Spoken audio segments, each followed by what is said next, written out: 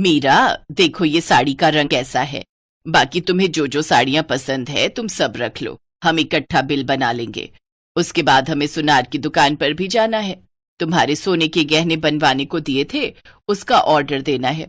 माँ जी, आप कोई भी साड़ी पसंद कर लीजिए, मुझे आपकी पसंद पर पूरा भरोसा है। आप मेरे लिए जो भी पसंद करेंगी मुझे सब अच्छा लगेगा। सच में हम कितने किस्मत वाले हैं जो हमें तुम जैसी बहू मिल रही है मीरा, वरना हम तो उस काजल के चक्कर में आ जाते जिससे हमारे राजेश का रिश्ता जोड़ने वाला था। इतनी बेकार लड़की थी वो। अच्छा हुआ हमें तुम मिल गई। तुम पैसे वाले घर की हो, पढ़ी लिखी हो, और फिर हमारे घर में भी किसी बात की कोई कमी नहीं है। तुम हमारे घर बहुत खुश रहोगी। माँ जी, आप चिंता मत कीजिए, अब मेरे आने के बाद आपकी जिंदगी में बहुत कुछ बदल जाएगा। जीती रहो बहू। देखो मैंने तो तुम्हें अभी से बहू कहना शुरू कर दिया। वैसे ये राजेश कहाँ रह गया? इतनी देर से फोन मिलाया हुआ है, पता भी है आज ज्वेलरी खरीदनी थी, आया क्यों नहीं अभी तक? मुझे तो आज मंदिर भी जाना था, वहां आज प्रसाद भी बांटना है। माँ जी, एक काम कीजिए, आप मंदिर चले जाइए, राजेश आएंगे तो मैं उनके साथ ज्वेलरी दिखाऊंगी। आप मुझे पैसे दे दीजिए अगर आपको बुरा ना लगे तो। कैसी बातें करती हो मीरा? ये लो, ये 5 लाख रुपए तुम रखो, जो भी पसंद हो खरीद लेना, और चिंता मत करना, और पैसे चाहिए तो राजेश को बोल देना।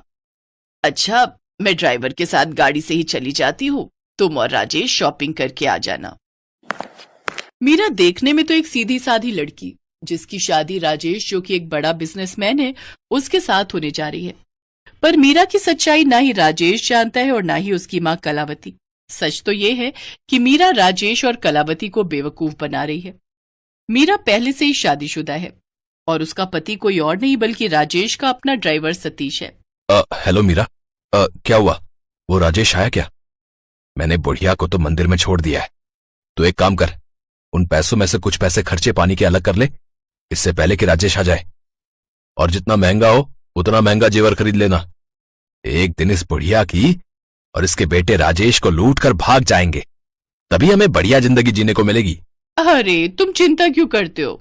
बुढ़िया और उसका बेटा दोनों मेरे जाल में फंस चुके हैं।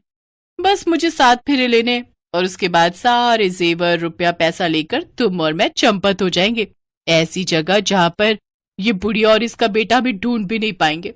चलो अब मैं ना फोन रख रही हूँ, राजेश आ गया है। सॉरी मीरा, मुझे आने में लेट हो गया।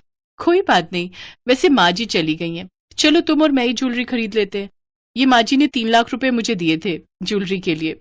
कोई बात नहीं, ये तुम अपने पास रखो, अभी है मेरे पास, मैं दे दूंगा। राजेश ने मीरा के कहने पर उसे बहुत महंगी महंगी सोने की ज्वेलरी खरीद कर दे दी।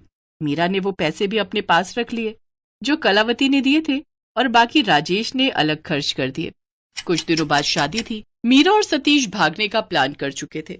तभी एक शाम राजेश और कलावती किसी काम से लौट रहे थे तो उन्हें रास्ते में राजेश की एक्स गर्लफ्रेंड काजल मिल जाती है।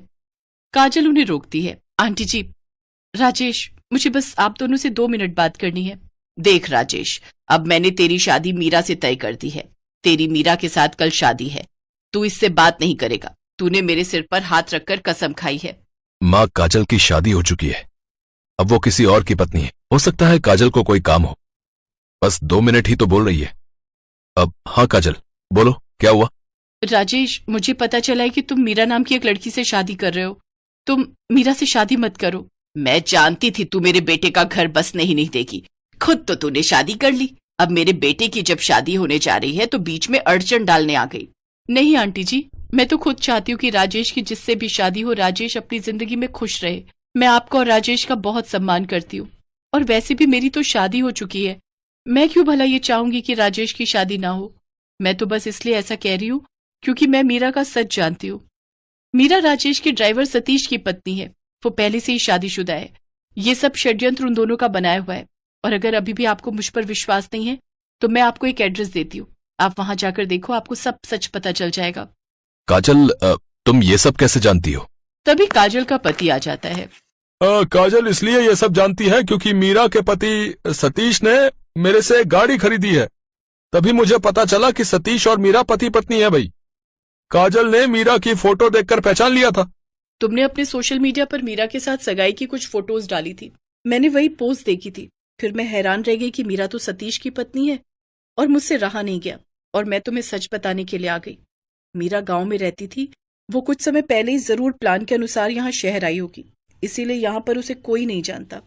इससे पहले कि देर हो जाए, प्लीज आंटी जी, राजेश की शादी रोक दो और सतीश और मीरा को पुलिस के हवाले कर दो। मुझे माफ कर दो बेटी, मैंने तुम्हें ना जाने क्या क्या कह दिया। राजेश बेटा चल, हम सतीश के घर चलते हैं। आंटी जी, आप दोनों अकेले मत जाइए, मैं और किशोर भी आपके साथ चलेंगे। एक काम करते हैं, हम पुलिस को फोन कर देते हैं। हमारा अकेले जाना खतरे से खाली नहीं। काजल की मदद से सही समय पर कलावती और राजेश की आंखों के सामने मीरा का सच आ गया। मीरा और उसके पति सतीश को पुलिस पकड़ लेती है। समय रहते राजेश एक बहुत बड़े षड्यंत्र में फंसने से बच गया। कलावती को बहुत अफसोस था कि आज उसकी जिद के कारण काजल उसके घर की बहू नहीं बनी, नहीं तो आज राजेश का प्यार उसके साथ होता।